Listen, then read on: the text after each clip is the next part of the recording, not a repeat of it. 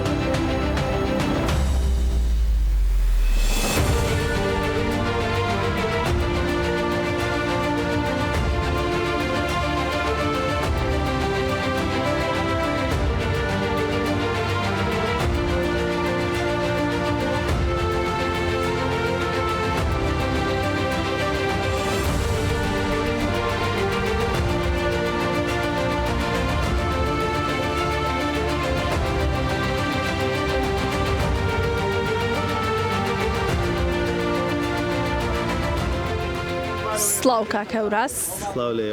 زەوی سەخت و ئاسمان دوور بۆ زەوی سەخت و ئاسمان دوور میتافۆرەکە یا ئیدۆمێکە لە زمانی کوردیا بۆ دۆخێکی ناهەموار بەکارێت کە کاتێک کەسێکەکەوێتە دۆخێکی زۆر خراپەوە لێ پرسن وەزعە چۆنە ئەویژەڵێ زەوی سەخت و ئاسمان دوور واتە بە جۆرێکە کە ڕەنگە چارەسەری دۆخەکەی ئاسان نەبێ.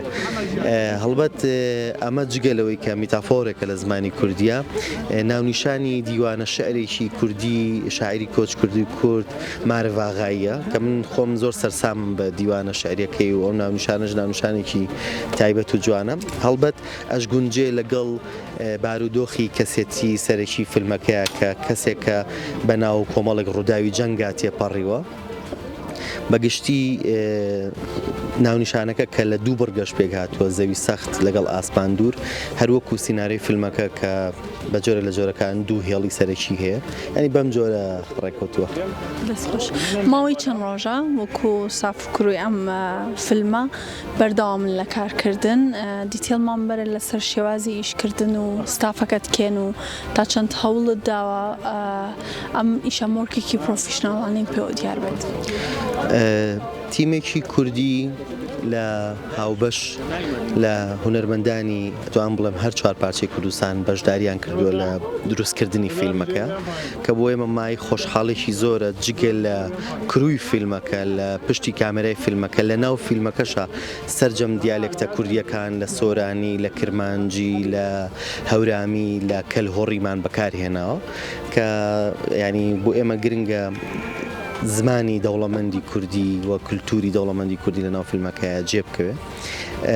نزیک بە ئەمڕۆ 21 ڕۆژە خەریکی وێنەگرتنی نزیک بە 10 ڕۆژێکی ترمان ماوە وێنەگرتن ماوەی 6 مانگە خەریکی پری پرۆدەکشن و ئامادەکارین تەواوی ستافەکانمان لە هونەرمەندە بەتوانەکانی بواری سینەمای کورد پێک هاتوون کە بە جۆرێکم فیلمە وەک سینەمای سربەخۆ توانین ناوی لێ بنین کە بەشی زۆری ستافەکان وەک هونەرمەند وەک خۆبەخش وەک جۆرێک لە ئایدیای کوردانە و بڕوابوون بە دۆزێک هاتوونەتە ناو فیلمەکەوە.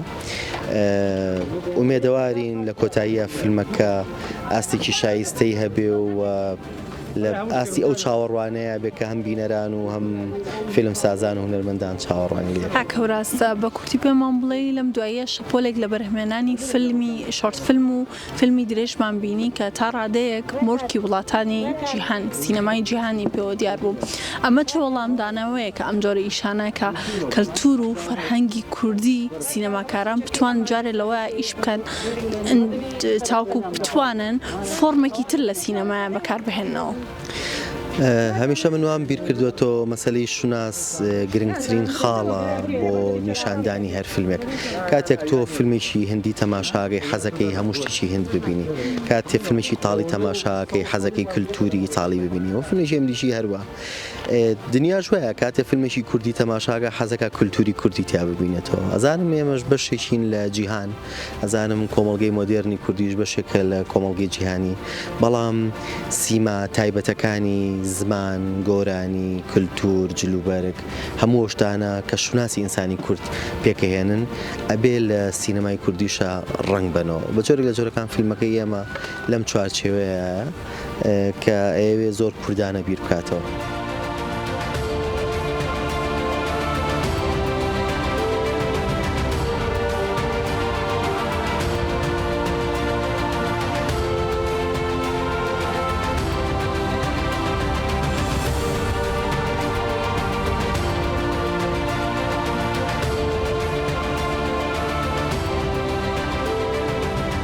خب من فیلمنامەیان بۆم هەنارد، فیلمنامەکەم خوێند و لە داستان و سوژە خۆشم هات، چون دەغدەغەی زێهنیچم هەمیشە هەست بوو دایکگەرێکە مناڵەکانیان لە جەنگ و لە شەڕە لە دەسانە قبولم کرد کە ناوەم فیلمە باسی کە. ئەزمموی بەڕێستان ئەزمموونێکی دوور و درێژتان هەیە لە بواری فیلم و هونەردا. ئەم فیلمان چه جیاوازیەکی لەگەڵ کارەکانی ڕابردوود نمایشەکانی پێشووت؟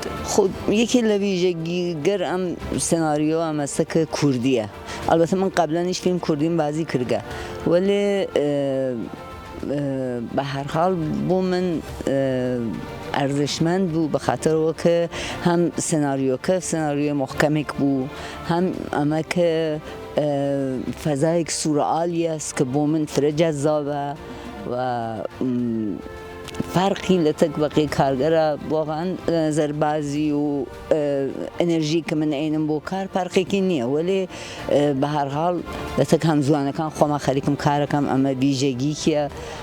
ویژەگی تری ئەوەسە کە فیلمنامەکە بۆم فرە عەزیز و محتەرەمە و کولەن خەریکم لە سەردەوینەوە کارەکەم.